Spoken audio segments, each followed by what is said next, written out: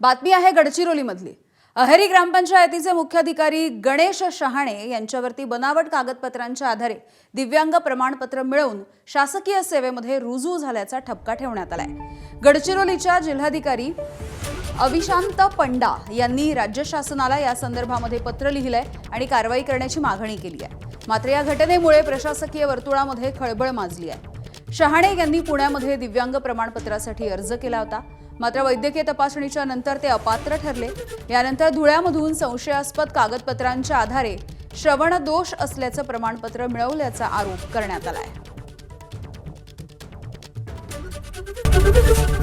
ABP माझा, उघडा डोळे बघा नीट।